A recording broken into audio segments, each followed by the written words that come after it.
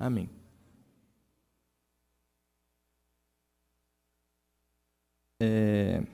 Agora que iniciamos o culto, eu queria pedir aos irmãos para abrirem no Salmo 46.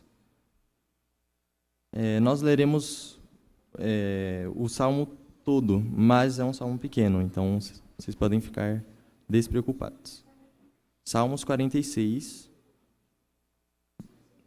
do 1 ao 11.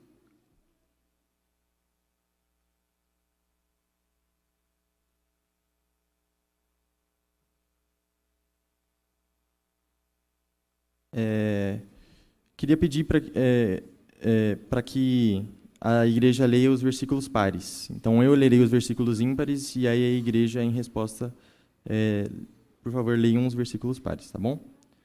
Salmos 46 diz: Deus é o nosso refúgio e fortaleza, socorro bem presente nas tribulações.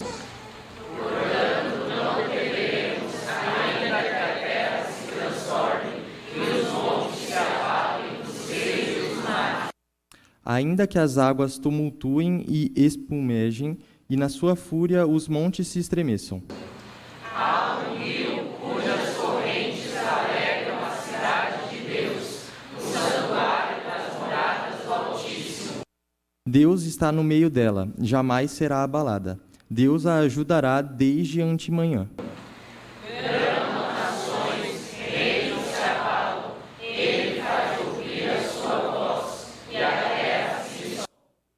O Senhor dos Exércitos está conosco. O Deus de Jacó é o nosso refúgio.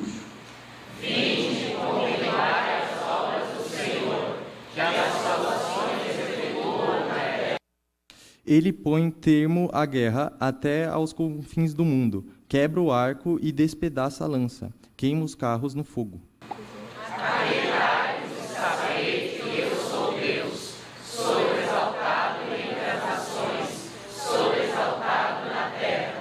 O Senhor dos Exércitos está conosco. O Deus de Jacó é o nosso refúgio. Queria agora pedir para o reverendo aqui da Igreja de Jair Carvalho fazer uma oração de adoração.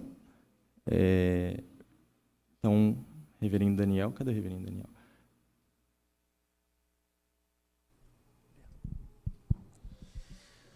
Senhor nosso Deus, soberano, poderoso, aqui estamos diante de Ti para prestar-te o culto que é devido ao Teu nome. Sabemos que até mesmo os serafins, que não são pecaminosos como nós, não conseguem contemplar a Tua face. Ó Deus, mas confiados na pessoa e obra do Teu Filho amado Jesus Cristo, estamos aqui para render-te graças, porque neste mundo passamos por tribulações, sofrimentos, e por conta do amor que temos a Ti, somos perseguidos pelos ímpios, Satanás e os seus demônios.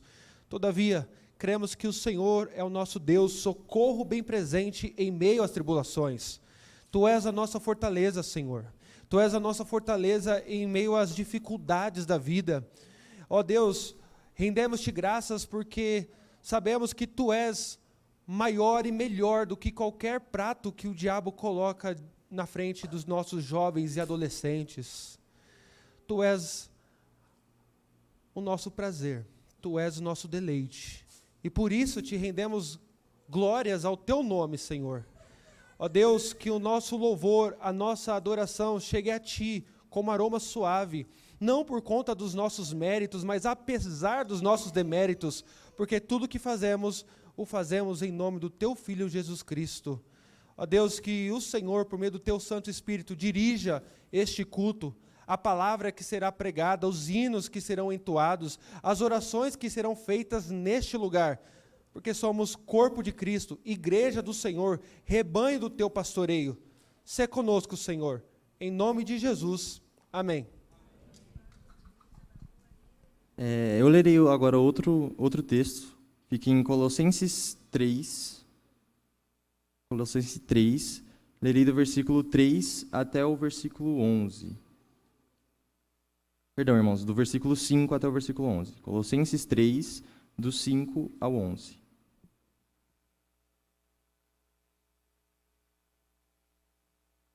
O texto diz: Fazei, pois, morrer a vossa natureza terrena, prostituição, impureza, paixão lasciva, desejo maligno e a avareza, que é a idolatria.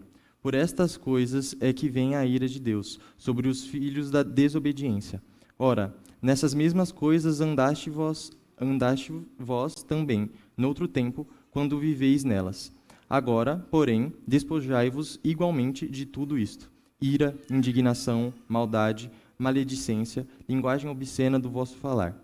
Não mintais uns aos outros, uma vez que vos despistes do velho homem com os seus feitos, e vos revestistes do novo homem que se refaz para o pleno conhecimento, segundo a imagem daquele que o criou, no qual não pode haver grego nem judeu, circuncisão nem incircuncisão, bárbaro, cita, escravo, livre, porém Cristo é em todos. É em tudo e em todos. Queria convidar agora o irmão Pablo, da Igreja Presbiteriana de Shalom, para a gente fazer um momento de oração de constante pecados. É verdade. Perdão, gente, eu errei. Queria convidar a banda a vir cantar aqui antes da oração, e aí, em seguida, Pablo, você terá a palavra para fazer a oração de confissão aos pecados.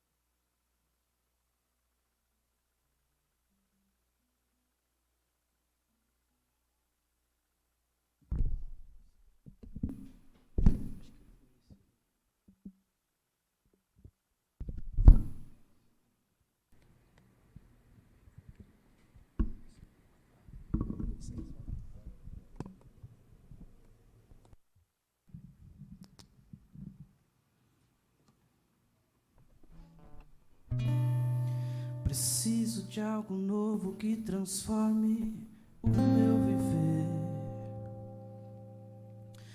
Eu quero a paz, de volta a paz.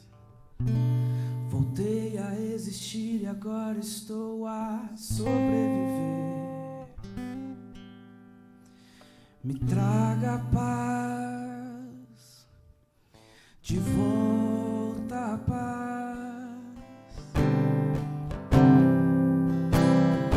que tinha em meus caminhos.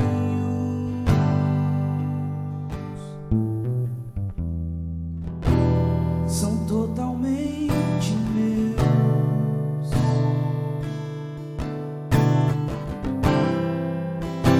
A luz do meu destino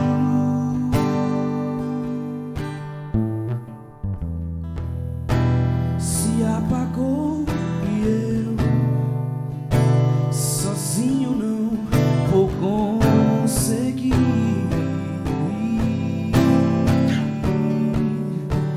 Me ajude a viver aqui.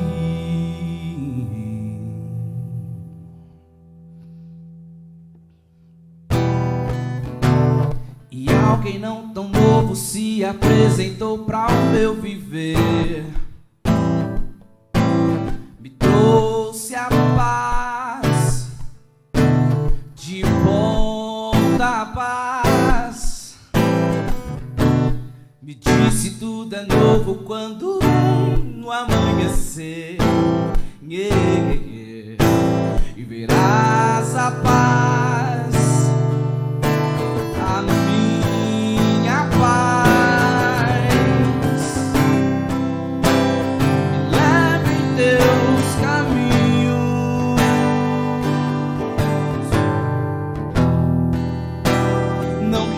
Mais os meus, me leva à luz do meu destino.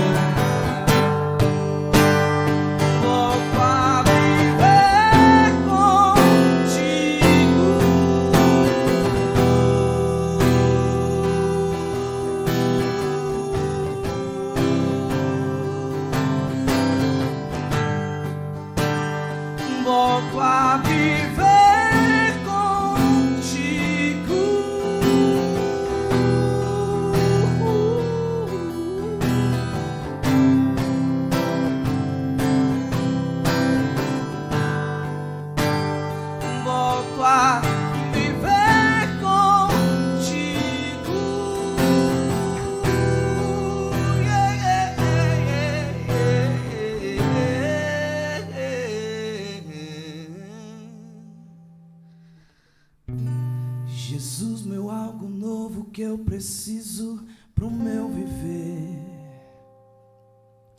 me trouxe a paz, Ele é a paz.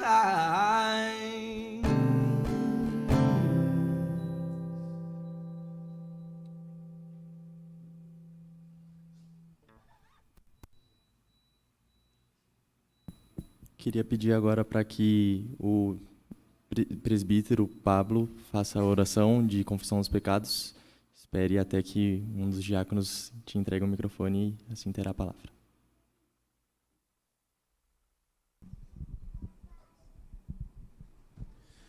Senhor Deus, amado Pai, aqui estamos, ó Senhor, na sua presença. Estamos aqui, ó Pai, na certeza que somos miseráveis, ó Pai. Somos pecadores. Do mais pequeno, ó Pai, até o ancião que aqui está, todos somos pecadores, ó Pai. E neste momento, em nome de Jesus, ó Pai, nós estamos aqui reunidos para adorar e glorificar o Teu nome, mas também reconhecer quem nós somos, ó Pai, e pedir perdão pelos nossos pecados. Então nos perdoe, ó Pai, por tudo aquilo que temos praticado contra o Senhor e contra o próximo, ó Pai. Quer seja em pensamento, em fala, em ações. Nos perdoe, ó Pai. E que nós possamos, ó Deus, ter uma oração sincera na Tua presença, na certeza que o Senhor estará aqui, ó Pai. Então nos perdoe, ó Pai, pelas nossas ações. Nos perdoe por tudo aquilo, ó Pai, que a gente tem realizado contrário às Tuas sagradas Escrituras, ó Pai. Nós pedimos perdão, ó Pai, em nome do Teu Filho Jesus, aquele que tanto sofreu, ó Pai, e morreu por nós na cruz, ó Pai. Graças a Ele, ó Deus, temos acesso a esse perdão. Então é em nome dEle, ó Pai, que oramos. Então nos ajude, ó Pai, que possamos a cada momento, a cada dia, nos aproximarmos mais de Ti, ó Pai. Temos mais intimidade com o Senhor, ó Pai. E assim, ó Senhor, estamos fortes diante das tentações. Estamos fortes, ó Pai, diante das ciladas do inimigo, ó Pai. Então nos ajude, ó Pai, até a volta de Cristo. É em nome dEle que oramos. Amém. Amém. Pedir para que os irmãos abram a Bíblia em Colossenses 3, do 12, a gente vai ler dos versículos 12 ao 17. Vamos ler todos juntos. Amém? Revesti-vos, pois, como eleitos de Deus, santos e amados, de eternos afetos e misericórdia, de bondade, de humildade, de mansidão, de longanimidade. Suportai-vos uns aos outros, perdoai-vos mutuamente, caso alguém tenha motivo de queixa, outrem, assim como o Senhor vos perdoou, assim também perdoai vós. Acima de tudo isto, porém, esteja o amor, que é o vínculo da perfeição. Seja a paz de Cristo, o arbítrio, ao também fostes chamados em um só corpo, e seja agradecidos. Habite ricamente em vós a palavra de Cristo, instruindo-vos e aconselhai-vos mutuamente em toda a sabedoria, louvando a Deus com salmos e hinos e cânticos espirituais, com gratidão em vosso coração. E tudo o que fizerdes, seja em palavra, seja em ação, fazei em nome do Senhor Jesus, dando por Ele graças a Deus, Pai. Amém. Gostaria de pedir que o diácono leve o microfone até o Luiz Almeida. Ele vai fazer a oração de intercessão.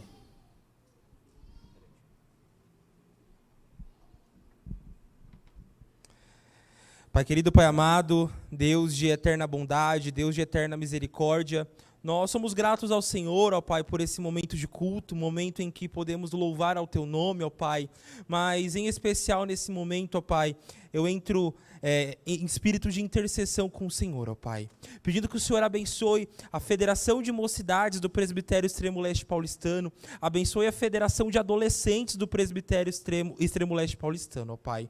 Grandes são os desafios na Zona Leste de São Paulo, ó Pai. Quantas almas para alcançar. O Seu Evangelho ser pregado, ó Pai. Grande é a seara, poucos são os trabalhadores, mas é o Senhor quem nos sustenta, ó Pai. Então nós te pedimos, ó Pai, dá-nos graça, dá-nos misericórdia, ó Pai, para que o seu evangelho seja pregado por cada um aqui presente, ó Pai. Pedimos, ó Pai, por cada UMP local aqui representada, cada diretoria, cada presidente, cada vice, cada pessoa aqui que integra uma sociedade interna, ó Pai. Que o Senhor abençoe e dê força a cada um, ó Pai. Grandes são os desafios que aparecerão no decorrer do ano, mas sabemos que o Senhor é maior do que cada um deles, ó Pai. Então nós te pedimos, abençoe cada jovem aqui representado, cada igreja aqui representada, ó Pai. E que nossa intercessão, ó Pai, é que para tudo que fomos aprender aqui nessa noite, não fique apenas entre quatro paredes, ó Pai. Que nós possamos, ó Pai, levar e anunciar o Teu Evangelho por onde quer que nós formos, ó Pai. Nos use, ó Pai, conforme a Tua vontade. É isso que te pedimos, em nome de Jesus. Amém. Amém. Gostaria de pedir também, nesse momento, já que o diácono está com o microfone, pedir para que o Gabriel aqui, o Gabriel que é o presidente do PREM, ele leia para nós o Salmo 148, e após isso já peço para que o Anderson venha fazer os louvores, por gentileza.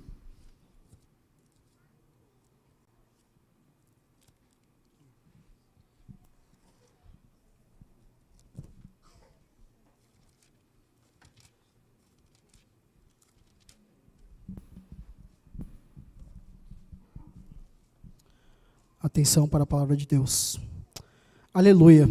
Louvai ao Senhor dos altos dos céus, louvai-o nas alturas, louvai-o todos os seus anjos, louvai-o todas as suas legiões celestes, louvai-o sol e lua, louvai-o todas as estrelas luzentes, louvai os céus dos céus e as águas que estão acima do firmamento. Louvem o nome do Senhor, pois mandou ele e foram criados. E os estabeleceu para todo sempre, fixou-lhes uma ordem que não passará. Louvai ao Senhor da terra, monstros marinhos e abismos todos, fogo e saraiva, neve e vapor, e ventos prozelosos, que lhes executam a palavra, montes e todos os outeiros, árvores frutíferas e todos os cedros, feras e gados, répteis e voláteis, reis da terra e todos os povos, príncipes e todos os juízes da terra, rapazes e donzelas, velhos e crianças, louvem o nome do Senhor, porque só o seu nome é excelso, e a sua majestade acima da terra e do céu. Ele exalta o poder do seu povo, e o louvor de todos os seus santos, dos filhos de Israel, povo que lhe é chegado. Aleluia.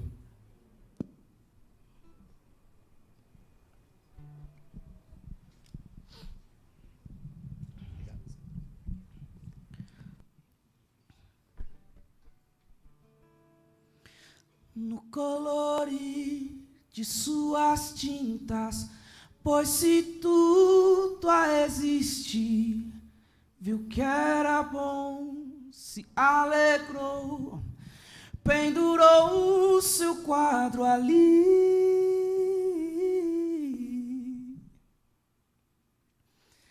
Pra refletir o amor do autor, pendurou o seu quadro ali, fez-se arte, um molde se quebrou, sua cor manchou, tudo borrado ali ficou, o preto e o branco governou, mas a esperança ali gritou, haja cruz, a luz eu sou, um molde novo então te dou, do autor as cores retornou, a boa nova se criou. Faltam-me palavras pra dizer, logo sua arte eu quero ser, minha gratidão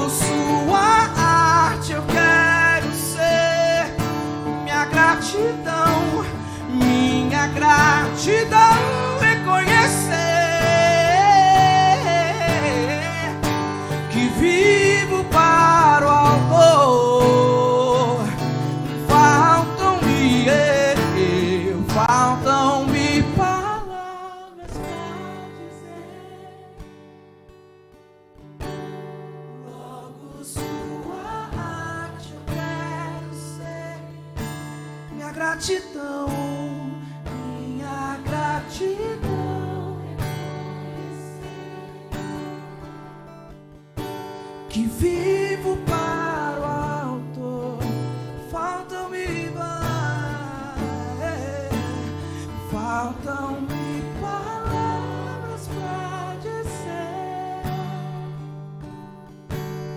logo sua arte eu quero ser. Minha gratidão reconhecer que vivo para o Autor.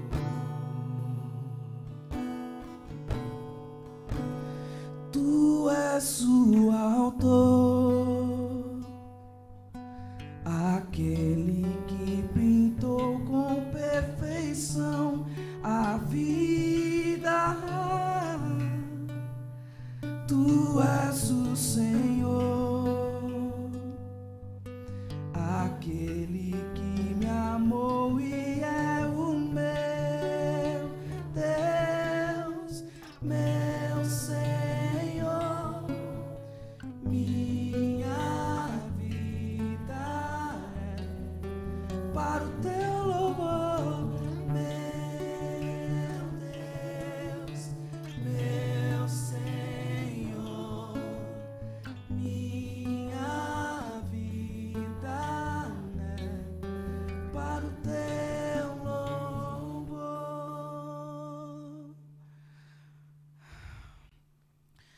Tu és soberano sobre a terra, sobre os céus,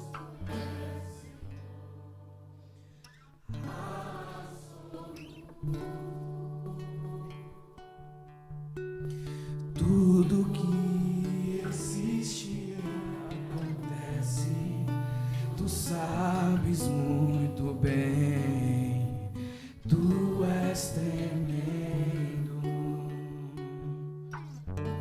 E apesar desta glória que vem, tu te importas comigo também. Apesar de mim e esse amor tão grande, eleva-me a agir.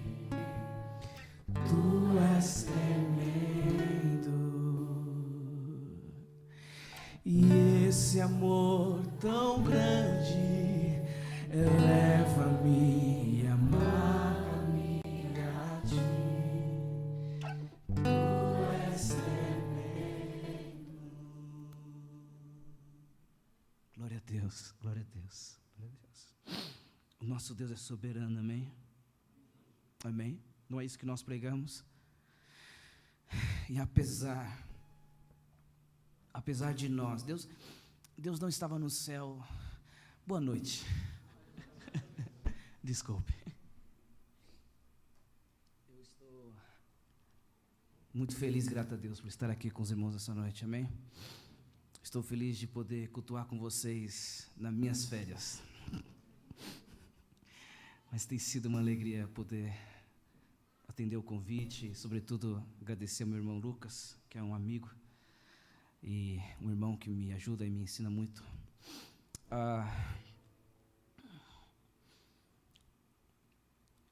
Eu ouvi isso quando era novo, e essa ideia é muito fantasiosa, a ideia de um Deus que estava lá no céu, tadinho, sozinho, carente, porque a música tinha acabado, sabe? E aí ele pegou e fez você assim, porque ele precisava de ouvir o louvor ou algo nesse sentido, como se faltasse alguma coisa em Deus e ele precisasse de templos feitos por mãos humanas, sabe? Na verdade, Deus não precisava de nós, de nada. Ele não precisa de você. Sabe?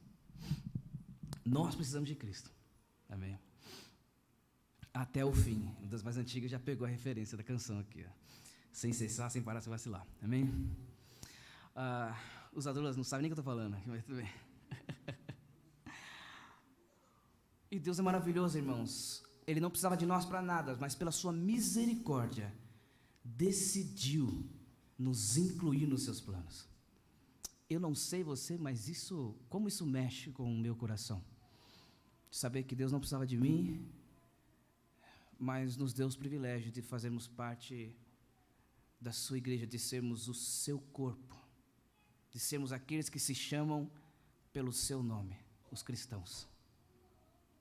Isso é motivo suficiente para se alegrar, amém?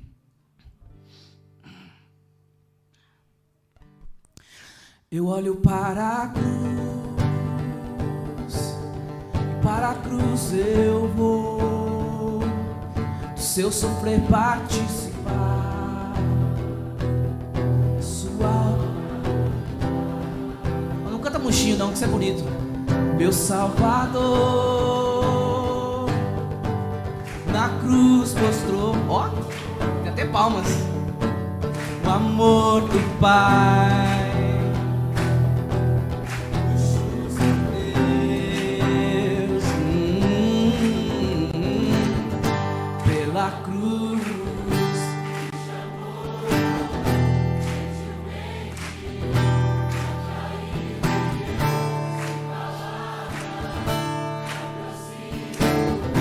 Quebrantado seu amor,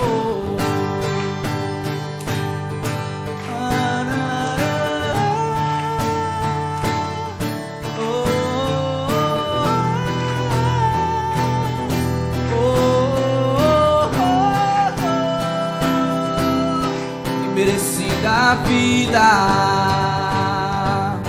de graça recebi. Não morre a palma não, começou, vai até o fim agora.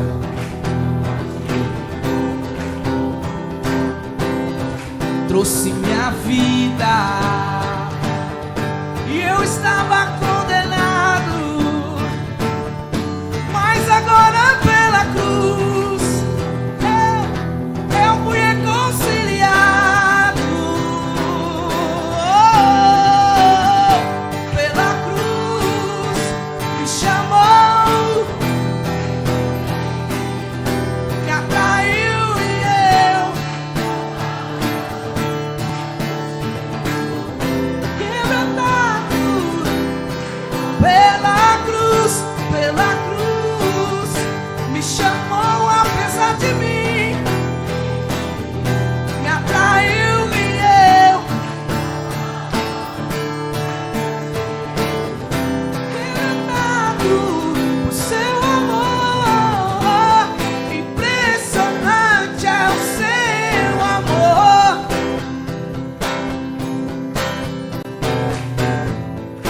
Me redimiu e me mostrou o quanto é fiel. Impressionante.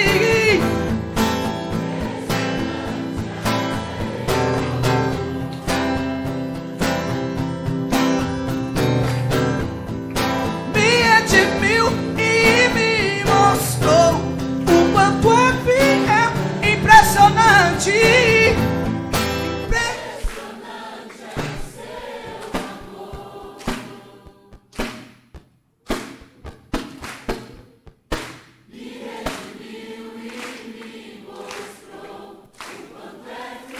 Só mais uma vez, impressionante, impressionante é o seu amor.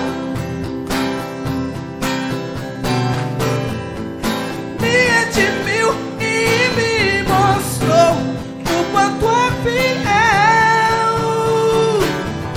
Pela cruz me chamou gentilmente, me atraiu e eu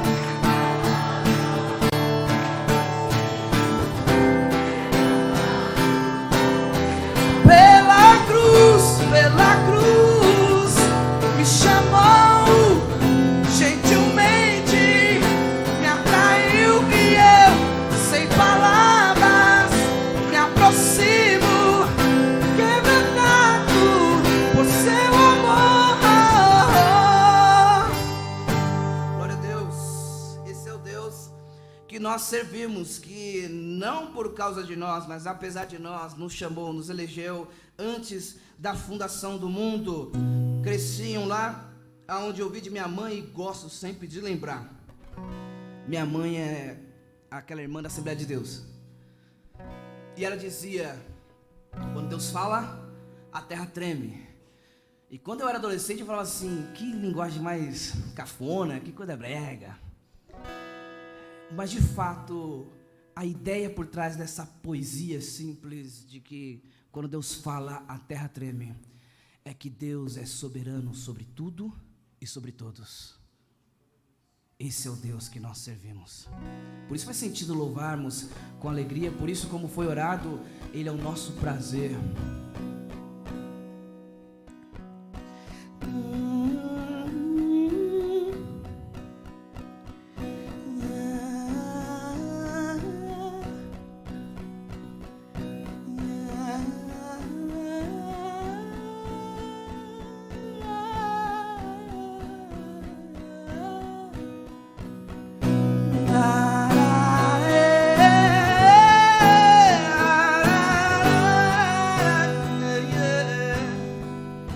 Veja a luz do céu, cada estrela marcha ao som da grande voz do Rei. Olhe para o Rei, olhe para nós, ao soprar do vento, somos coroas no olhar. Somos pó, fragmentos da sua luz, cujo leão treme o universo, o inverso da dor é acreditar no amor e descansar nos braços do leão de Judá. Sem a luz do céu, fomos nós, vida atroz, incapazes de ter salvação do Rei. Olhe para o Rei e olhe para nós, ao soprar do vento, seu Espírito trouxe a luz no relento, nos fez seus filhos, fragmentos da sua luz, cujo leão treme o universo, o inverso da dor é acreditar no amor e descansar nos braços do leão de Judá, cujo leão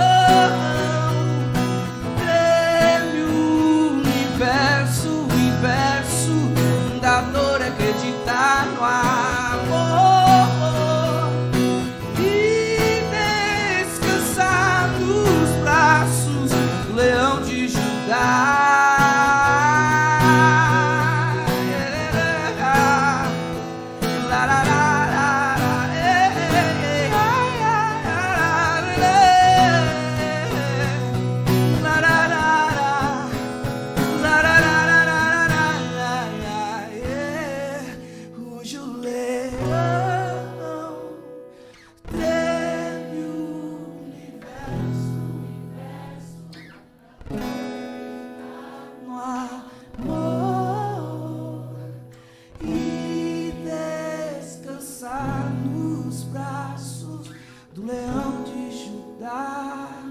Sem a luz, preste atenção nessa letra, do céu, fomos nós, vida atroz, incapazes de ter salvação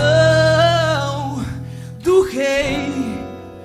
Olhe para o Rei e olhe para nós, ao soprar do vento, o seu Espírito trouxe a luz do relento, nos fez seus filhos, fragmentos da sua luz, cujo leão treme o universo, o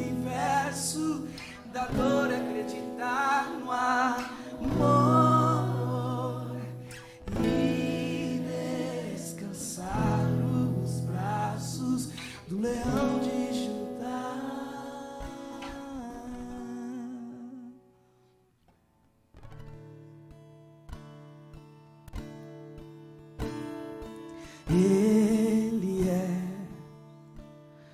a imagem do Deus invisível. Ele é Senhor sobre a criação, pois nele foram criadas todas as coisas, nos céus e na terra.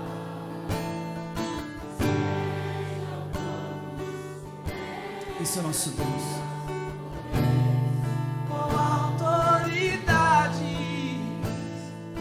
Ele é antes de tudo,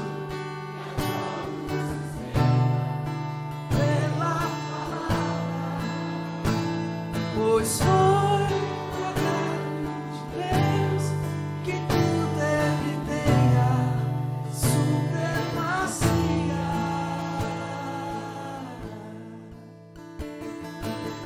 Ele é o resplendor da glória do Pai.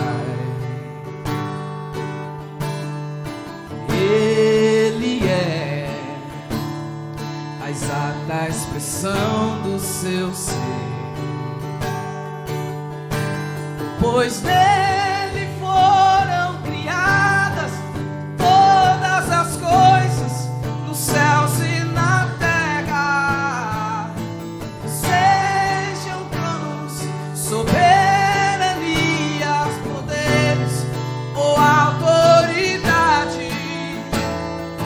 Ele é antes de tudo e a todos sustenta pela palavra, pois foi do agrado de Deus que em tudo Ele tenha supremacia.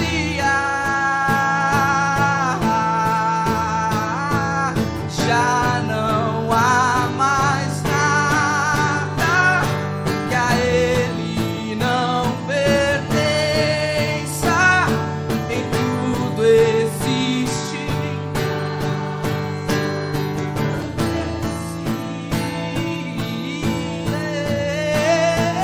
Já não há mais nada que a Ele não pertença,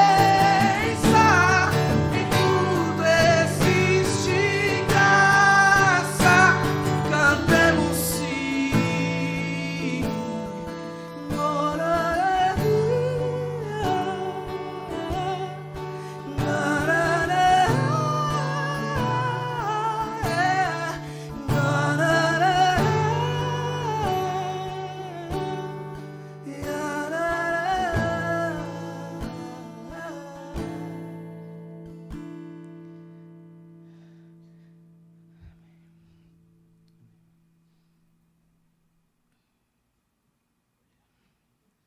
Amém. Se deixar, eu continuo, irmão. Eu vou embora aqui. Já ia puxar um corinho aqui agora. Viu?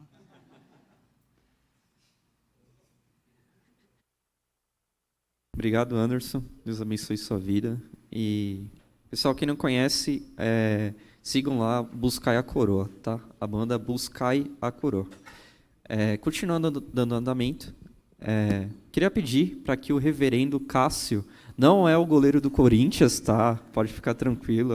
Esse já saiu do estádio e veio aqui pregar. Pedir para que o reverendo Cássio venha ministrar a palavra aqui para a gente.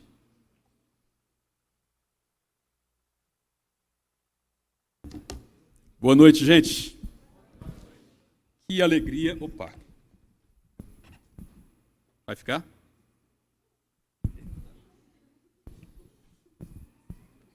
Deixa eu ajeitar aqui. Não, tá bom. A gente dá um jeito.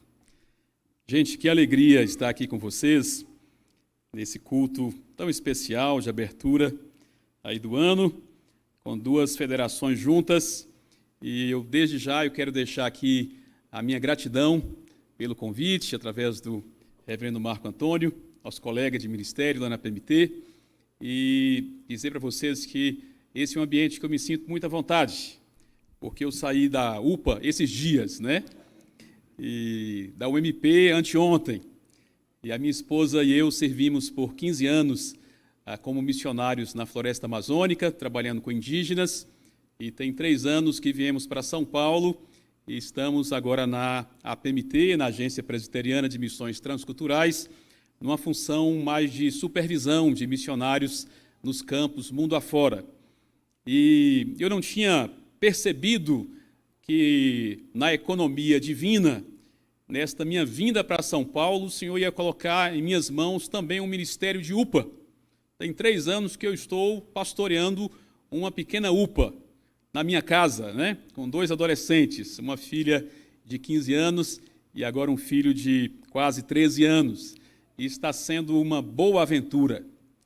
E tem sido um tempo também que eu tenho vivenciado essa experiência da adolescência com os meus filhos e refletido com eles acerca de questões que me parecem muito pertinentes e necessárias para esta fase da adolescência e da juventude. E um dos assuntos sobre o qual nós mais temos conversado lá em casa, e é o que eu gostaria de trazer aqui uma reflexão para vocês nesta noite, é sobre propósito. Propósito. Vou tirar porque eu acho que isso vai cair. Posso tirar esse microfone? Posso? Propósito. Propósito é aquilo que nos dá razão de existência. Propósito é a razão existencial. Para que vivemos? Isso é propósito. Eu gosto de exemplificar a ideia de propósito com o microfone, por isso eu tirei do pedestal. O microfone, ele tem um propósito. Esse microfone, ele existe para captar voz e transmitir a voz, ou som, ou áudio, para algum outro equipamento que, por sua vez, vai amplificar a minha voz para que você me ouça com clareza e com mais potência. Esse é o propósito desse microfone. Concordam comigo? O microfone não existe para outra coisa. Ele existe para isso, captar voz. É bem verdade que eu posso usar esse microfone para outras coisas. Eu posso levá-lo para o meu escritório e usá-lo como um peso de papel. Concordam comigo? E ele é bem pesadinho, vai servir para o vento não levar os papéis da minha mesa. Mas eu vou saber, e qualquer pessoa que entrar no meu escritório saberá, que aquele microfone está sendo usado para algo que não é o seu propósito. Eu posso até enfeitar esse microfone, colocar aqui uns apetrechos nele e brincar com a criança dizendo, olha, é um sorvete. Porque pode parecer um sorvete, mas até a criança saberá que é história de carochinha, porque é um microfone, não é um sorvete. E o propósito do microfone não é ser alimentado, não é ser comido. Como é que se fala sorvete? Se toma sorvete, né? Não é ser tomado. O propósito do microfone é captar um áudio e transmiti-lo para outro equipamento que vai amplificar. Isso é propósito. Agora, quem foi que deu esse propósito a este microfone? Não fui eu que estou usando, nem foi a junta diaconal da igreja que o comprou, talvez. Não foi a pessoa que foi na loja adquirir esse microfone. Quem deu esse propósito a ele foi o seu fabricante.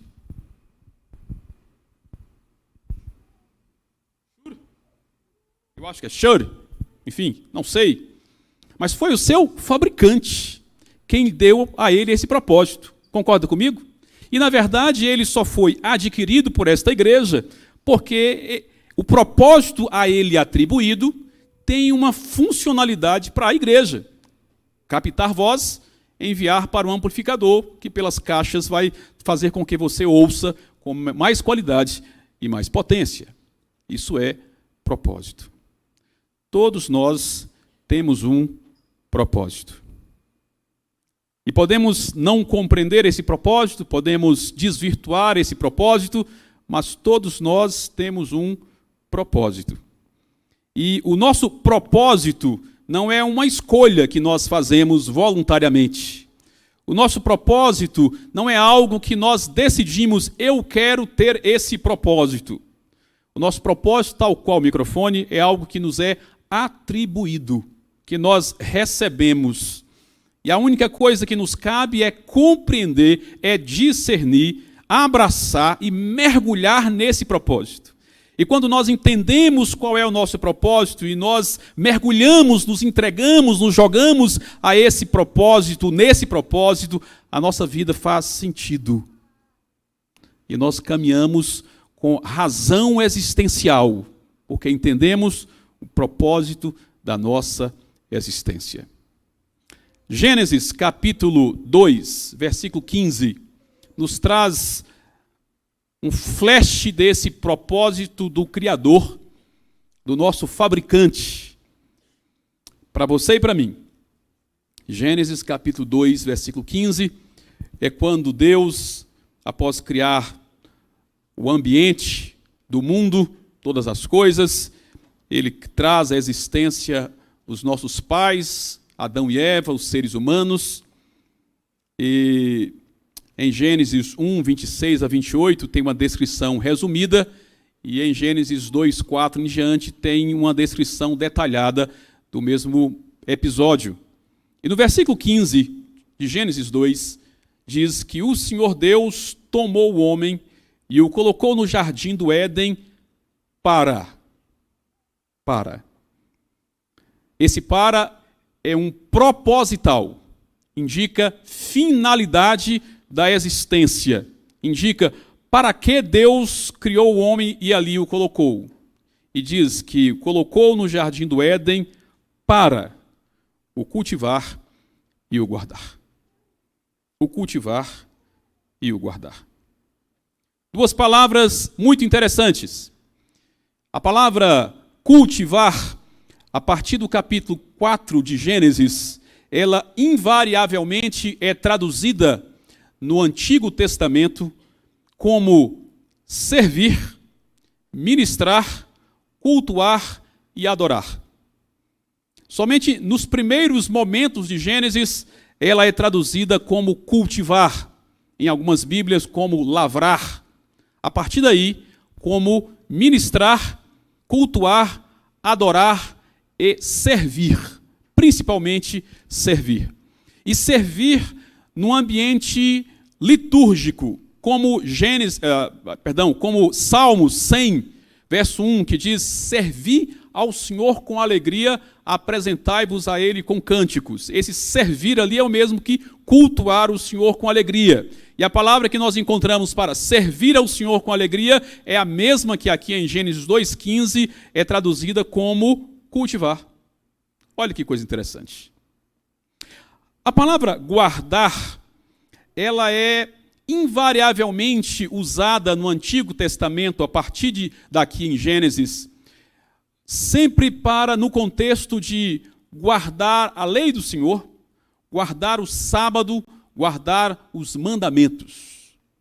As duas palavras juntas, cultivar e guardar, elas ocorrem como pares apenas 10 outras vezes em todo o Antigo Testamento. E em todas essas 10 outras vezes, elas se referem ao trabalho dos sacerdotes ou dos levitas no templo, onde cultivar é traduzido como servir no templo e guardar é utilizada para guardar as coisas do templo ou o próprio templo. O que eu estou querendo dizer com isso?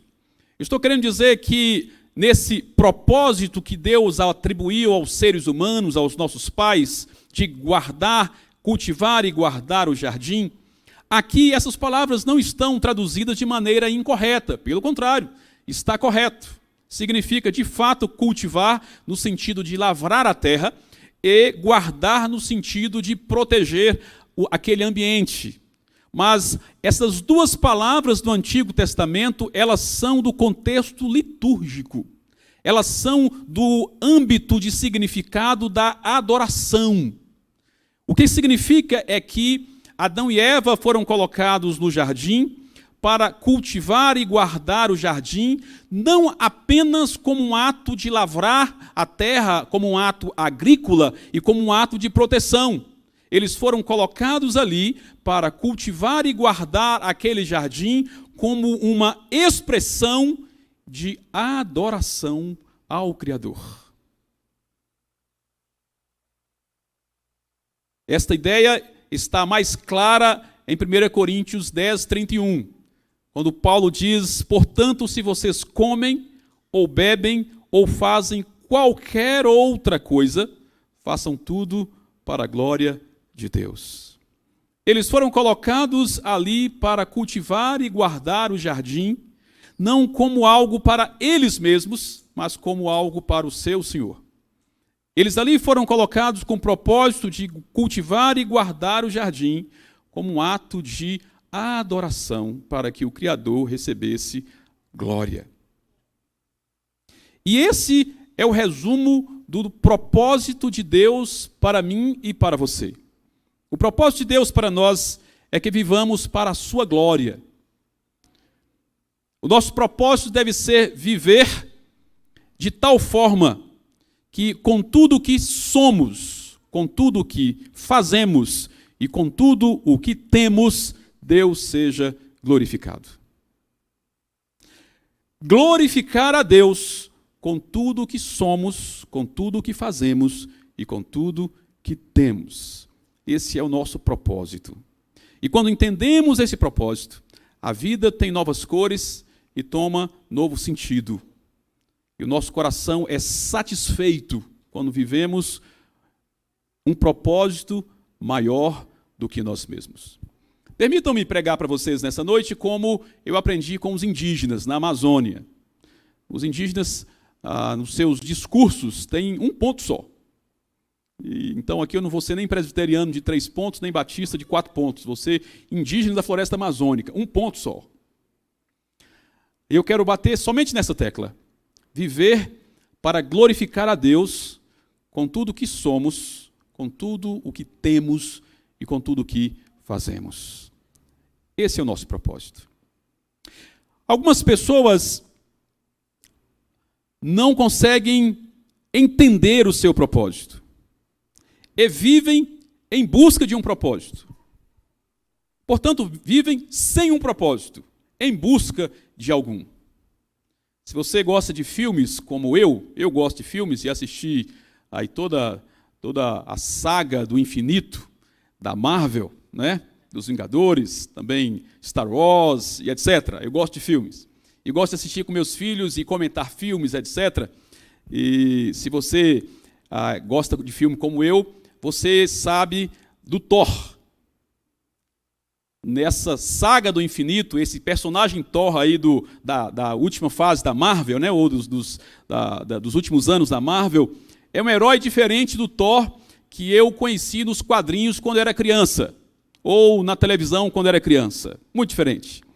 Porque esse Thor, agora da Marvel, é um Thor que não entende o seu propósito. Em vários dos filmes, em vários momentos, ele faz este questionamento: qual é de fato o meu propósito? Em alguns momentos ele diz assim: eu acho que eu encontrei o meu propósito. E depois ele perde esse propósito e está novamente tateando, procurando um propósito. Apesar de ser um Deus, filho de Odin, e o Deus do trovão, e um herói bombadão, bonitão, altão, mas ele tem uma crise existencial. Ele está em busca de um propósito. Pessoas que não entendem qual é o seu propósito são pessoas que vivem em crises. Crises existenciais, múltiplas crises. Entra numa, sai de uma, entra em outra, por alguma razão. São pessoas geralmente mal resolvidas.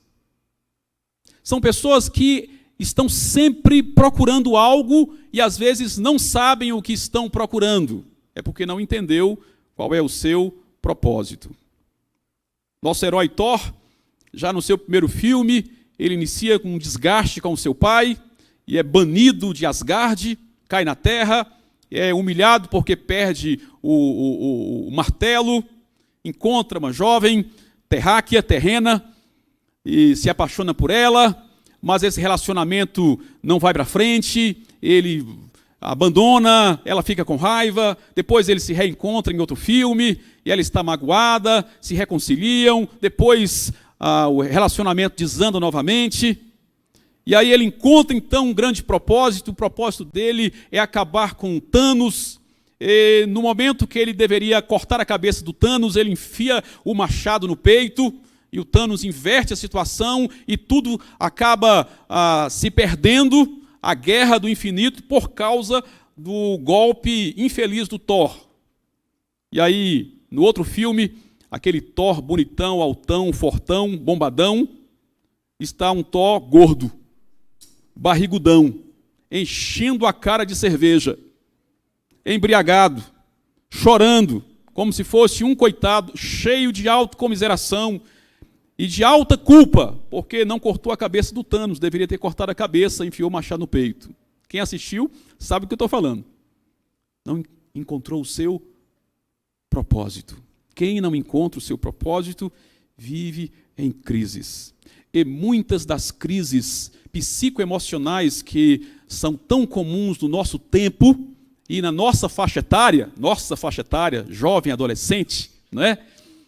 Tem a ver com falta de propósito, de existência. Fica como um cego tateando, apalpando no escuro, buscando um motivo, enquanto as Escrituras Sagradas revelam o propósito que o Criador já nos deu. Basta compreender esse propósito e aceitá-lo. E nós viveremos com o coração cheio de alegria, nos realizando ao cumprir o propósito para o qual nós somos criados, o propósito do Criador. Em 1628, em Torre de Tavares, nascia um menino que recebeu... Torre de Tavares é uma cidadela de Portugal. Recebeu o nome de João.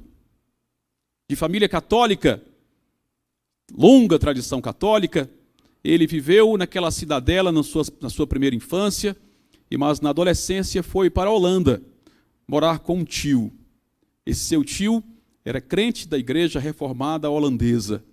Na Holanda, João leu um folheto em espanhol, que ele falava e lia muito bem, e aquele folheto falava das diferenças da cristandade, das diferenças entre católicos e protestantes. Aquilo lhe tocou o coração.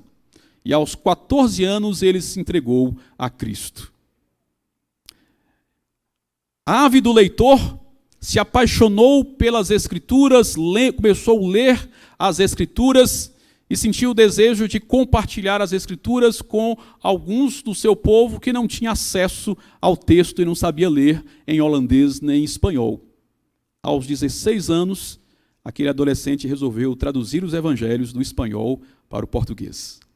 Rapidamente, as suas traduções manuscritas se espalharam pelos falantes da língua portuguesa que vivia na Holanda e além da Holanda, e muitos começaram a pedir, traduz mais, e em um ano ele traduziu todo o Novo Testamento do espanhol para o português. Aos 20 anos, envolvido com a palavra e com a tradução da palavra, se tornou missionário.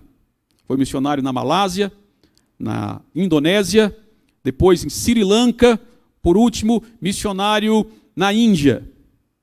Foi estudar as línguas originais, estudou grego, estudou hebraico, e disse, eu vou agora traduzir diretamente do original. Recomeçou a tradução. Traduziu todo o Novo Testamento do grego para o português. Aos 48 anos de idade, missionário andando mundo afora, ele concluiu a tradução do Novo Testamento.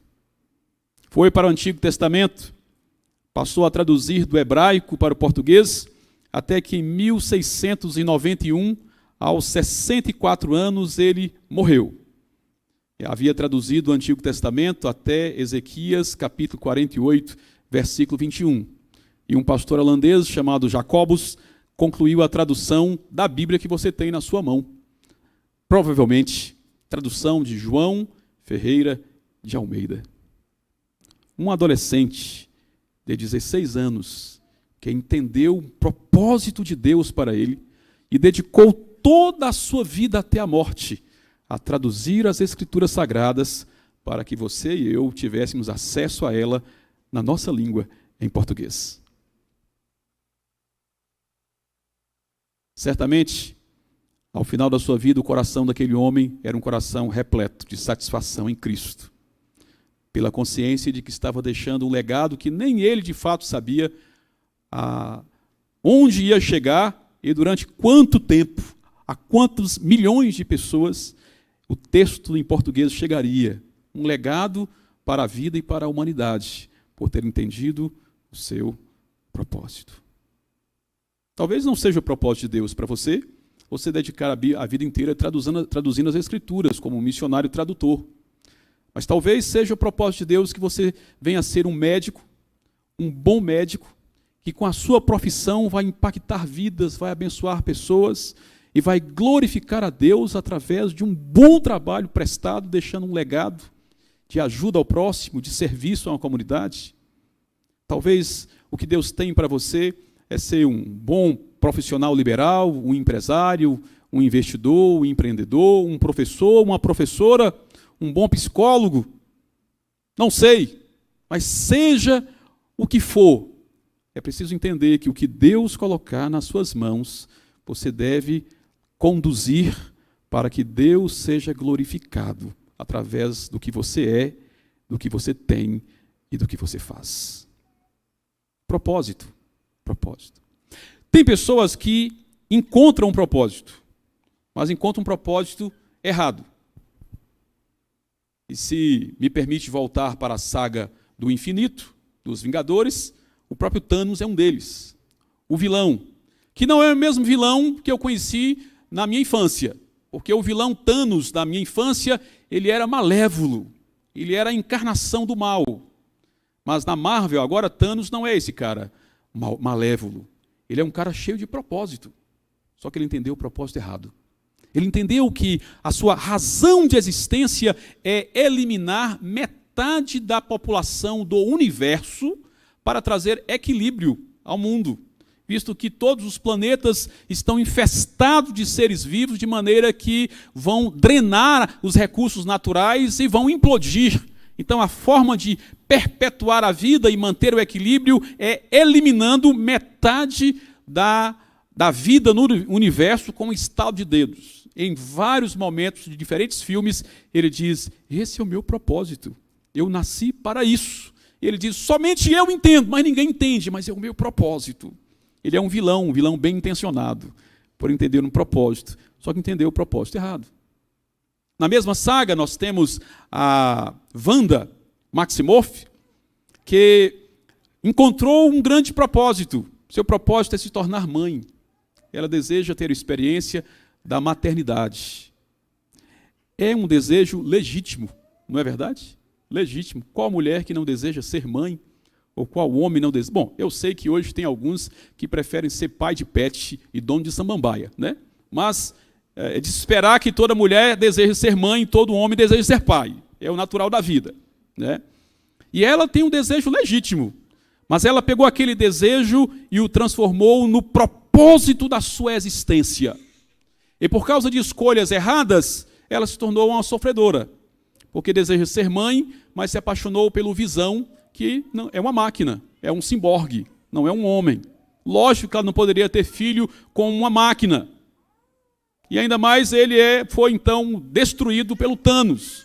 Ficou uma viúva, sem filhos, e com o propósito de ser mãe, ela então deixou que a maledicência não, o mal, a malignidade tomasse o coração, e da vingadora heroína, Wanda se tornou a vilã, a feiticeira escarlate, que trucida todos, que mata de maneira impiedosa, que invade multiversos, que quer tomar os filhos da sua versão no outro multiverso, no outro universo, para realizar o seu propósito, que ela escolheu para si mesma, de ser mãe. Encontrou um propósito, mas encontrou um propósito errado. Tem muitas pessoas que estão assim. Elege para si um propósito que de fato não foi algo que o Criador lhe atribuiu, mas foi algo que a pessoa escolheu, às vezes com base em um sentimento, em um desejo, em um modismo. E porque escolher um propósito errado, vive em crises, se machucando e machucando os outros. Quase sempre, quem não tem um propósito de vida definido é uma pessoa em crise consigo mesma. Quase sempre, quem tem um propósito errado se quebra ou quebra os outros. Se fere ou fere aqueles que estão por perto, por não entender o propósito correto do seu coração para a sua vida. Quando minha esposa e eu chegamos no Amazonas, entre indígenas lá da floresta e aldeias bem longínquas, no meio de fato da floresta, 1 dia e meio de canoa da cidade mais próxima. E esta pequena cidade chamada São Gabriel da Cachoeira está a 3 dias e 3 noites de barco de Manaus. Então, é aí onde nós estávamos. Daqui em Manaus são 3 horas e 45 de avião, de Manaus a São Gabriel, 3 dias e 3 noites de barco, e de São Gabriel até a aldeia base, onde nós moramos, mais 1 dia e meio de canoa. Ali tinha, quando chegamos, 15 povos, até hoje tem 15 povos indígenas espalhados numa grande região amazônica, nas fronteiras com a Colômbia e com a Venezuela. E entre esses 15 povos não havia um crente sequer. Nenhum crente. E você pode imaginar que o indígena que vive na floresta, ele está de bem com a vida. Aliás, a imagem que a antropologia simplista e romântica às vezes passa, as mídias passam, era aquele ser quase um semideus, um anjo que vive lá na floresta, em harmonia com o seu próprio povo, em harmonia com o meio ambiente e em harmonia com o mundo espiritual. E alguns dizem assim, para que o missionário vai lá levar religião para o indígena? Ele já está bem com os seus deuses. Isso é fantasia. Fantasia. Só quem não conhece que pensa assim. Porque, de fato, nós encontramos ali pessoas que não tinham nenhuma noção do Evangelho, das Escrituras, de Deus, mas que viviam em profundas crises. Crises internas, brigas, rixas, entre povos, no meio de um povo, entre clãs, entre os clãs também entre as aldeias, na aldeia entre as famílias, nas famílias entre as gerações. Igual aqui mesmo, mesma coisa. Mesma coisa. Também pessoas que não depredam o meio ambiente porque não têm o maquinário que nós temos. Se tivesse, faria a mesma coisa. Nenhuma consciência ambiental. E com seu mundo espiritual, ao contrário do que se pensa, aquelas sociedades vivem em um estado constante de guerra. Os Yurupidé com os quais nós trabalhamos, desses 15 povos, nós trabalhamos especificamente com um, eles, na sua cosmovisão de mundo, eles não têm nenhum ser espiritual do bem. Todos os espíritos, são milhares, são malévolos, atacam, causam morte e enfermidade. Então a relação deles com os espíritos é um estado de guerra constante, de proteção, ataque, contra-ataque, assim por diante. Não tem harmonia com o seu meio espiritual. Não tem um Deus a que eles invocam, não tem um espírito que os ajude, todos atacam, são inimigos. Esse é o clima. E esse povo vivendo nesse ambiente encontrou na bebedeira coletiva o propósito de buscar alegria. A forma talvez de extravasar os seus desejos e a sua angústia é a bebedeira coletiva. Uma bebida feita à base de mandioca fermentada, chamada caxiri, com muita frequência, às vezes tomada 1 ou 2 vezes por mês, dependendo da lua, feita pelas mulheres, num processo de fermentação de 4 dias, fica com um teor alcoólico similar ao da cerveja, e é consumido de maneira coletiva, do mais velho até as crianças de 7, 8 anos, todos bebem, e bebem até acabar. Nós já vimos bebedeiras coletivas durando 3 dias e 3 noites, bebendo sem parar, todos na aldeia. Ali é um pequeno carnaval, só que ele é feito mais de uma vez por mês. E naquele pequeno carnaval, um momento de se soltar. Tudo acontece, tudo acontece. Sexo livre entre os jovens, abuso contra menores, a traição entre maridos e mulheres, casais. Por causa disso, o processo de vingança que sempre acontece nos dias de embriaguez. Agressão física, muitas vezes resultando em assassinato, e um alto índice de suicídio. Aliás, o maior índice percentual de suicídio do Brasil está naquele município, naquela região onde nós servimos por 15 anos. Quando ali chegamos, conhecemos um menino. Ele tinha 12 anos. Derriame, seu nome. Baixinho, franzininho, magrinho, meio tímido, mas que entendeu como propósito da sua vida curtir a vida. A sua mãe era quem mais promovia aquelas bebedeiras coletivas, embriaguez, e o que ele mais esperava naquelas semanas era o dia da bebedeira. Adorava. Desde 12, quando chegamos, tinha 12 anos, desde 8 anos ele já bebia, e bebia muito. E aquele menininho, franzininho, meio tímidozinho, que só sorria quando estava sóbrio, se tornava um gaiato, como diz lá no norte, quando estava bêbado. Brincalhão, expansivo. E ele então gostava daquele ambiente e ele abraçou como propósito de vida gozar a vida. Era da gandaia que ele gostava. Até que, quando estava com 17 anos, em 2011, numa bebedeira coletiva daquela, ele agrediu o seu tio-avô, o irmão mais velho do seu pai. Um senhor que nós estimamos na casa de 60 anos, que para ele 60 anos é velhinho. Viúvo, o mais velho dos tios, e teve uma briga coletiva, eu estava lá, eu presenciei. Iniciou com o pai e a mãe dele agredindo um ao outro, e aí um entra para separar, leva pancada, ele entrou também, o tio entrou e ele saiu na pancada com o tio, e ele, mais jovem, bateu fisicamente, agrediu fisicamente um idoso. E aquilo foi tão vergonhoso para ele, tão vergonhoso, que no outro dia ele me procurou, eu estava na nossa palhoça, uma casa feita de vara, amarrada de cipó, coberta de palhas. Ele me procurou e disse: Cariúa, assim eles me chamavam lá, Cariúa, tu viu que ontem eu bati no meu tio velho? Eu disse: eu vi que ontem todo mundo bateu em todo mundo. E ele me contou que ele tinha batido no tio velho. E que ele estava com tanta vergonha, mas com tanta vergonha, que ele não aguentava mais. Ele disse: a minha vida não presta. Eu vim aqui para dizer que eu quero seguir esse caminho que você está pregando. E ele se entregou a Cristo. Foi a primeira conversão em toda aquela região, entre 15 povos não alcançados pelo Evangelho, novembro de 2011. Aquele menino se entregou a Cristo naquele final de tarde, orei com ele, passei a discipular. Nós tínhamos aberto uma escola, a primeira turma terminando o ensino fundamental, ele fazia parte dessa turma. Quando terminou o ensino fundamental, ele disse: pastor, eu não quero ficar na aldeia, eu gostaria de sair para estudar fora.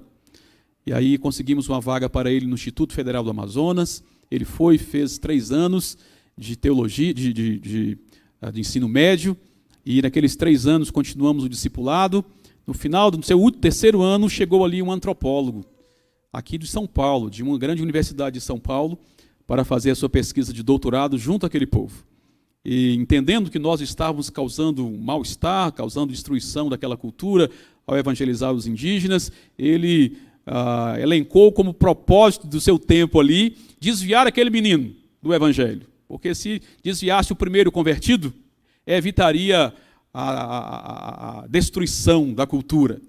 E ele assediou aquele rapaz, o assediou, fazendo propostas, levando coisa de tentação, e ele firme.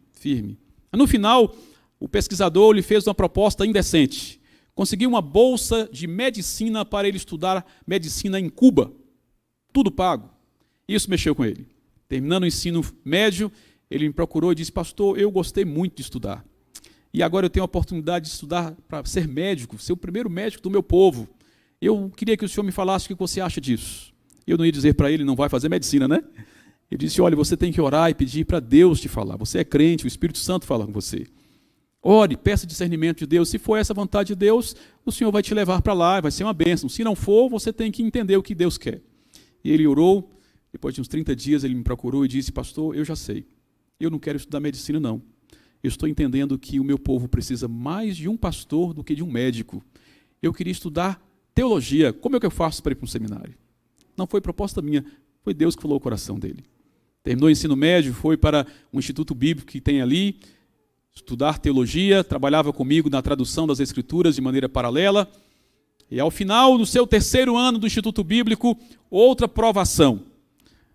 A Universidade Estadual do Amazonas abriu um núcleo de um curso lá na cidade, e ofereceu lá, abriu inscrições para um curso de arqueologia, e os jovens da igreja na cidade onde ele frequentava resolveram participar, fazer o vestibular, e disse: olha, vamos fazer para ver como é que é esse negócio de vestibular. Ele fez, inteligentíssimo, passou em primeira chamada, passou no vestibular.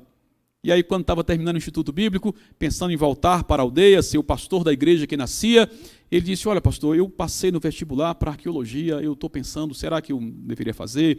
São mais 4 anos. E eu novamente disse para ele, Márcio, agora o nome dele, Derrinham, mas na cidade passou a ser chamado de Márcio, né? Marcinho. Disse, Marcinho, ora a Deus, o Senhor vai te dirigir. Depois de um tempo de oração, ele voltou a me dizer, pastor, eu já entendi. Se eu estudar arqueologia, eu vou ser professor, mas vou perder 4 anos aqui, e o meu povo precisa urgente de um pastor. Eu quero voltar para a minha aldeia para pastorear o meu povo. E ele terminou então o Instituto Bíblico, ainda traduzindo as Escrituras, voltou para a aldeia, assumiu o pequeno rebanho que ali estava nascendo, a igreja se fortaleceu, em 2020 ele foi ordenado presbítero, hoje ele é de fato o pastor da aldeia que quase 100% se converteu ao Evangelho para a glória de Deus. 17 anos. Ele tinha 17 anos. Quando abraçou um propósito equivocado, mas na caminhada entendeu que o Senhor tinha um propósito maior para ele. E abraçou esse propósito de vida. E está ali hoje à frente do rebanho. Hoje de manhã, eu recebi uma mensagem de um pastor presbiteriano que foi como missionário para lá e disse, rapaz, eu fui numa aldeia, participei de um encontro, eu estou impactado pela palavra do pastor Yurupidé, o pastor Márcio. Como é que ele aprendeu tudo aquilo? Eu queria que ele me ensinasse um pouco de homilética. Um indígena do meio da floresta que quando abre a Bíblia, baixinho, franzininho, meio tímido até hoje, quando abre a Bíblia, se torna um gigante, pregando a palavra para indígenas e não indígenas. E aí levaram ele em Belo Horizonte para participar de um encontro. Pela primeira vez ele saiu do Amazonas, andou de avião, uns anos atrás, chegou ali com sua sandália havaiana, com a única calça que tinha, muito simplesinho, e foi numa igreja e o pastor falou, olha, vem aqui, dá uma palavra para ele, é pregar o evangelho. Ele pegou o microfone, abriu a Bíblia, leu um texto, pregou 40 minutos. Para uma igreja de 1000 pessoas, o indígena da floresta, porque entendeu propósito. Você está entendendo o que eu estou falando, mano? Tem a ver com propósito. Não estou querendo dizer que todos aqui vão se tornar missionários e pastores, mas é preciso em algum momento entender assim, o que de fato Deus quer de mim. E deixar que esse propósito de Deus invada o seu coração e norteie a sua vida. Vai encher o seu coração de realização existencial. Eu também fui alcançado por um adolescente. A minha família foi alcançada por um adolescente. Um jovem de 17 anos foi o meu pai na fé. Saía de uma cidade do interior de Minas Gerais, viajava 72 quilômetros, uma parte de caminhão de leite, outra parte de bicicleta e a última a cavalo, para chegar na fazenda onde eu nasci. E ali discipulou a minha mãe, minhas irmãs, me discipulou. Confesso que eu não sabia, 34 anos depois eu encontrei aqui em São Paulo e perguntei, quantos anos mesmo que você tinha? Ele disse, eu tinha 17 anos. 17 anos. Um menino de 17 anos, um jovem de 17 anos, foi o meu pai na fé. Você está entendendo o que eu estou falando? Qual é o propósito de Deus para você? E os colocou no jardim para cultivar e guardar. Cultivar e guardar como expressão de adoração ao Criador, para que ele recebesse glória pelo serviço, pelo trabalho das mãos daquele primeiro casal. Seja qual for a profissão, o trabalho, o talento, o dom que Deus te der. Seja qual for o lugar onde Deus te colocar, os caminhos pelos quais Ele fará você percorrer. Entenda isso. O grande propósito é viver para glorificar a Deus com tudo que somos, com tudo que temos e com tudo o que fazemos. O que você é hoje, um adolescente, um jovem, um filho, talvez um namorado, uma namorada, tem sido para a glória de Deus? O que você faz hoje, talvez estudo ou um trabalho, início de carreira, o que você faz, o que Deus colocou nas suas mãos para fazer, tem resultado em glórias para Ele? o que você tem. Pastor, eu só tenho um celular, não tenho mais nada além disso. Mas o seu celular tem sido motivo de glórias ao Criador, de honra ao Criador, ou motivo de vergonha ao Criador? Nosso propósito é viver para glorificar a Deus com tudo que somos, temos e fazemos. Que o Senhor traga clareza ao seu coração e traga realização existencial à medida que você entender, abraçar e viver para cumprir o propósito de Deus para a sua vida. Vamos orar? Obrigado, Senhor. Obrigado porque o Senhor é bom, o Senhor tem cuidado de todos nós.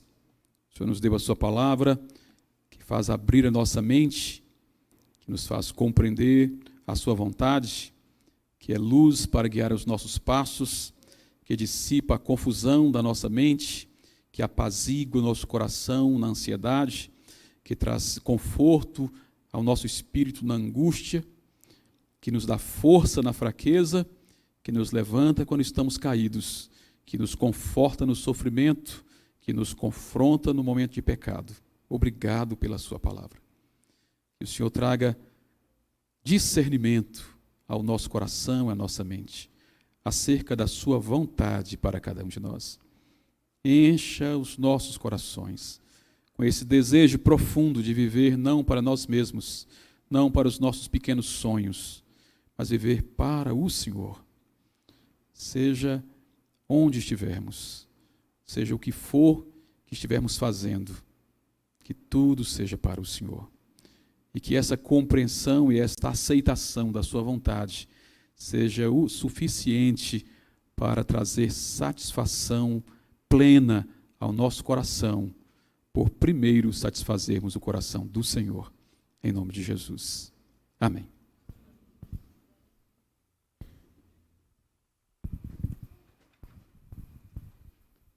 Obrigado, pastor.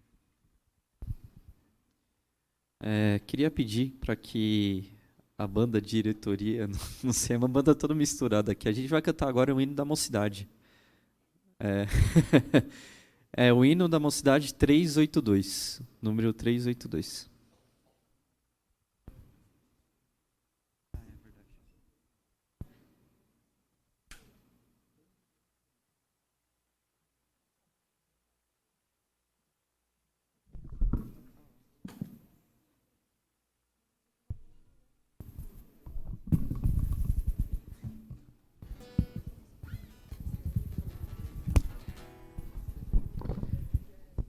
Teste. Som.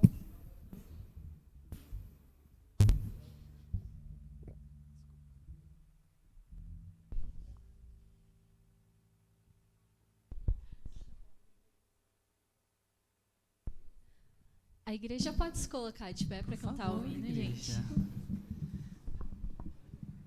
Reverência com o hino da mocidade.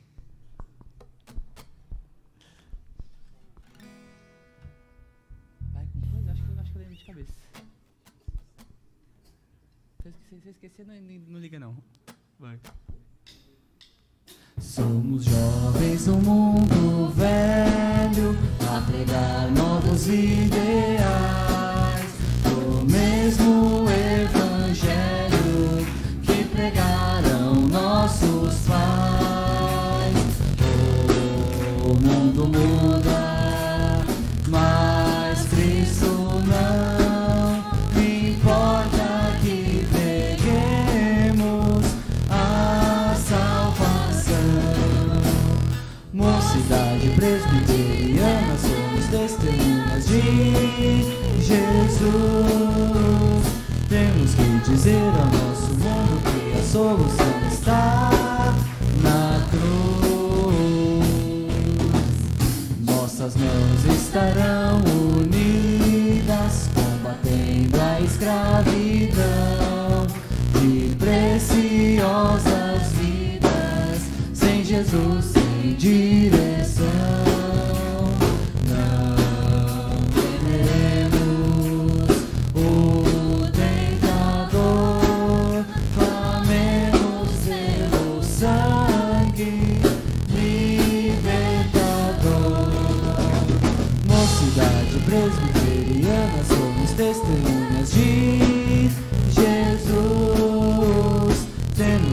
dizer ao nosso mundo que a solução está na cruz. Juventude cristã avante, empunhando o pendão real, com fé no comandante, venceremos todo o mal. Ser testemunha, disse o Senhor, falemos sempre de Jesus, sem temor. Mocidade presbiteriana, somos testemunhas de Jesus. Temos que dizer ao nosso mundo que a solução está na cruz. Mocidade presbiteriana, somos testemunhas de Jesus. Temos que dizer ao nosso mundo que a solução está na cruz.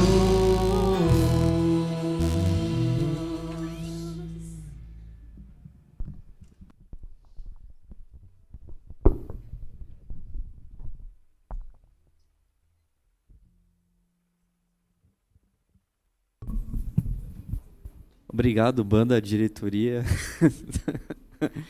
Tudo misturado. Diretoria Pelpiprem. Valeu, Biel. Já estamos chegando ao final já. Só um minutinho.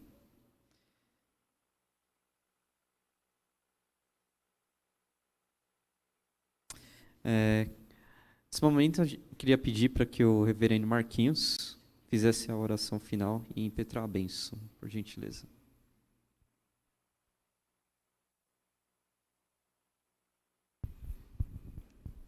Graça e paz, meus irmãos. O Tiago estava ou não estava sério hoje? E o Pedro? Mas nós louvamos a Deus pela vida da nossa juventude, não necessariamente nessa ordem, mas também pela vida dos nossos adolescentes.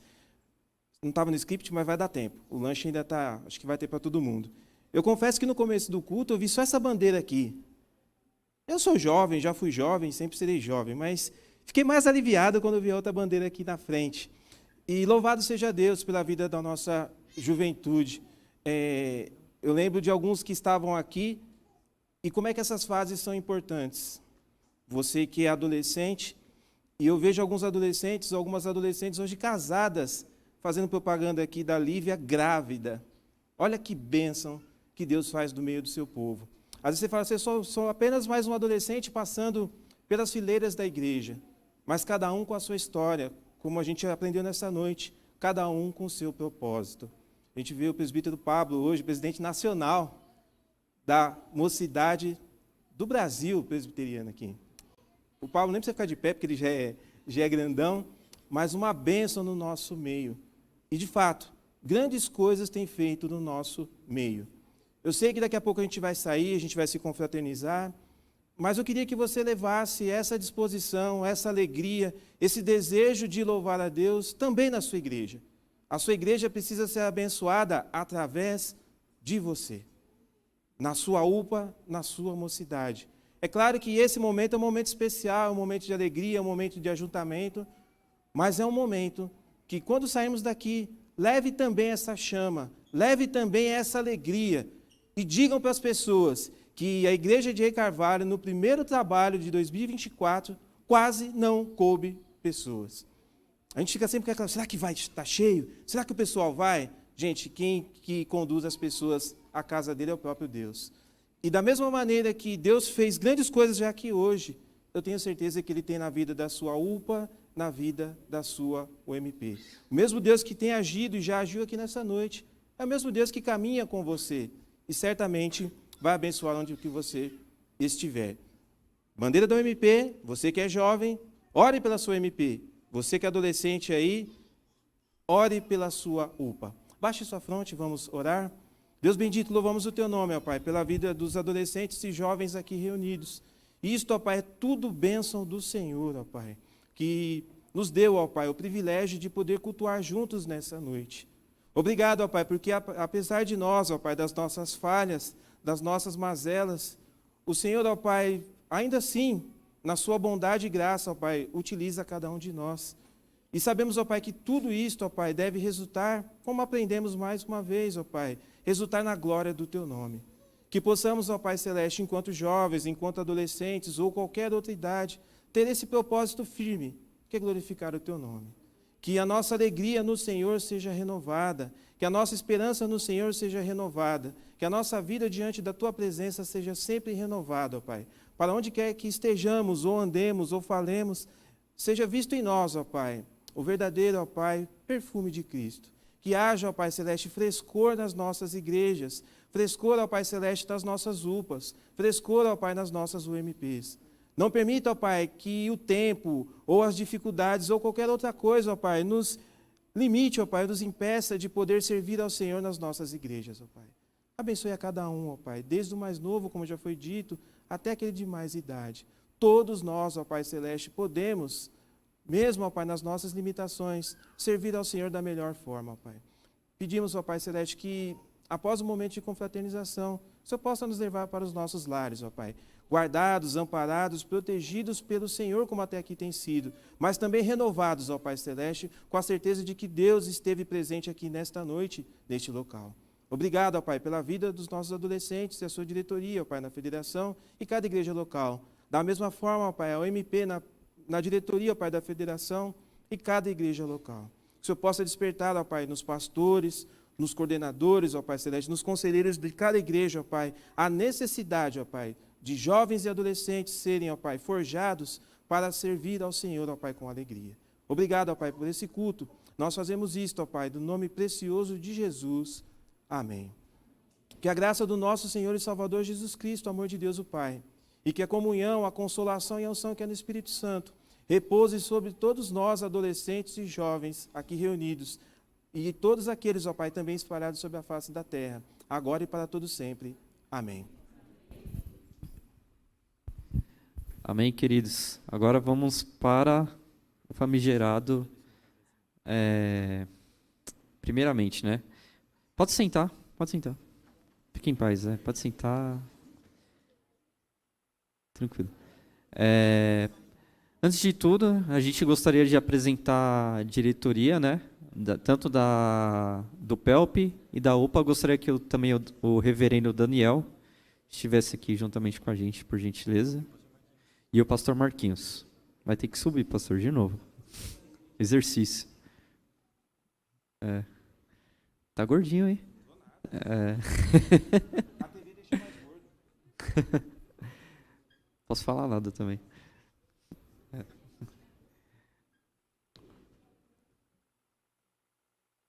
O reverendo Daniel, esse ano é o secretário presbiterial, né, da Federação de OMPs. E com isso já gostaria de apresentar nesse momento a diretoria da Federação do PELP. Gostaria de que viesse aqui a Gabi, a nossa vice-presidente.